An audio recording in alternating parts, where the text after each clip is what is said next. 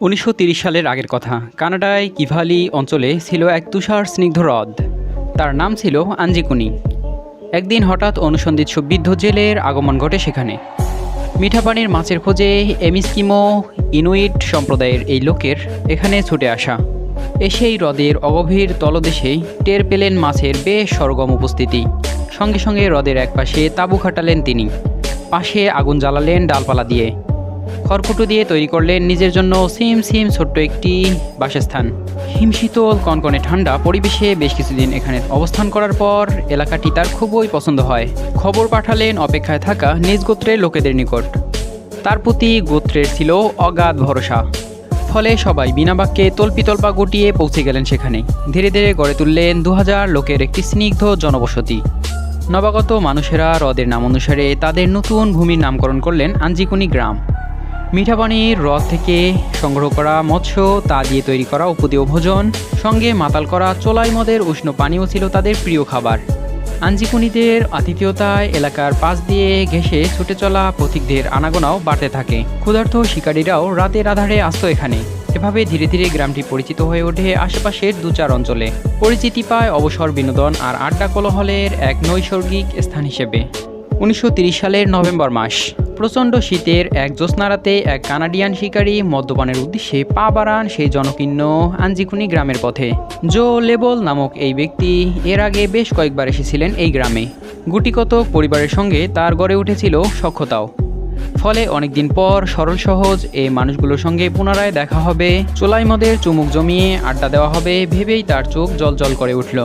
রিক্ত শীতের হিমশীতল হাওয়া উপেক্ষা করে তাই প্রফুল্ল মনে গ্রামের পানে এগিয়ে চললেন তিনি। লেবল আগেরবার যখন এই গ্রামে এসেছিলেন তখন গ্রামে প্রবেশের পূর্বেই বেশ দূর থেকেই লোকজনের হইহুল্লোড় শুনতে পেয়েছিলেন। কিন্তু এবার যেন একটু ভিন্ন পরিস্থিতি। গ্রামে পা দিতে অদ্ভুত নীরবতায় ঘিরে ধরল তাকে। চারদিকে যেন বিরাজ করছে গা ছমছমে পরিবেশ, যেন তিনি ভুল করে অন্য গ্রামে চলে এসেছেন। কিন্তু না, পূর্ণিমার ঝলঝলে রূপালী আলোয় এখানে তার পরিচিত সব কিছুই পরিষ্কার দেখতে পাচ্ছেন না কেবল চিরচেনা সেই গ্রামবাসীদের। ভাবলেন হয়তো একটু রাত গভীর হওয়ার কারণেই সকলে ঘুমিয়ে পড়েছে, তাই পা চালালেন গ্রামের আরও ভেতরের দিকে। গ্রামের ঠিক মাঝখানে এসে দাঁড়ালো লেবল। এখানে কারো কোনো সাড়া নেই, সব কিছুই কেমন যেন পিনপন নীরবতা। কিন্তু এমন তো হওয়ার কথা ছিল না। কোথায় গেল তারা? এমন ৭-৫ ভেবে পরিচিত ঘরের লোকের দিকে হাঁটা দিলেন তিনি। জোর গলায় ডাকতে লাগলেন তাদের নাম ধরে। তার ডাকে সাড়া দিয়ে কেউ বেরিয়ে আসছে না দেখে ঘরের দরজায় তিনি ঠকঠক করে শব্দ করল। ঘরের দরজায় আলতো করে ধাক্কা দিলেন লেবল। দেখলেন দরজা ভেতর থেকে খোলা। ঘরের ভেতর এলোমেলোভাবে পড়ে আছে বাসিন্দাদের ব্যবহৃত তৈজসপত্র, কাপড় চোপড় সহ আরও নানা কিছু। উনুনে অর্ধসিদ্ধ খাবারপত্র চোখে পড়ল তার। ভাবল এ ঘরে সবাই হয়তো কোথাও গিয়েছে। তাই সরল মনে অন্য আরেকটি ঘরের দিকে পা বাড়ালেন লেবল। কিন্তু না, সেখানেও একই ঘটনা। এভাবে গ্রামের অধিকাংশ বাড়ি পরখ করে একের পর এক অদ্ভুতুরে পরিস্থিতির সম্মুখীন হলেন তিনি। এবার তার শির দাঁড়াবে এক হিমশীতল আতঙ্ক মাটিতে নেমে এলো। বুঝতে পারলেন এই মুহূর্তে এখানে একদমই একা তিনি। তখনই অজানা আতঙ্কে শরীরটা মোচড় দিয়ে উঠল তার। তৎক্ষণাৎ গ্রাম থেকে দ্রুত বেরিয়ে এলেন তিনি। কিছু দূর যেতেই নিরাপত্তা বাহিনীর টেলিগ্রাফের দেখা পেলেন।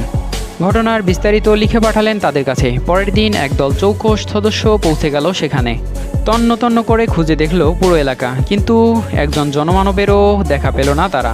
তবে যা পেল তা রীতিমতো ঘাবড়ে দিল তাদের। গ্রামের একপাশে সারি বাঁধা কবরগুলো যেন ফাঁকা হয়ে আছে। কারা যেন কবর থেকে লাশগুলো তুলে নিয়ে গেছে। যে পথে গেছে সে পথে পড়ে আছে গ্রামবাসীর ৬০টি পোষা স্লেভ কুকুরের অর্ধমৃত নিথর দেহ। কুকুরগুলোকে দেখে মনে হচ্ছে ভয়ঙ্কর কোনো কিছুর সাথে প্রাণপণ লড়াই হয়েছে তাদের। সেদিন পুলিশ ও গোয়েন্দা সংস্থার সদস্যরা এখানকার ঘটনার কোনো কিছুই আঁচ করতে পারেনি। আশপাশের গ্রামবাসীরাও জানে না ঠিক কী হয়েছে আঞ্জিকুনিদের সাথে।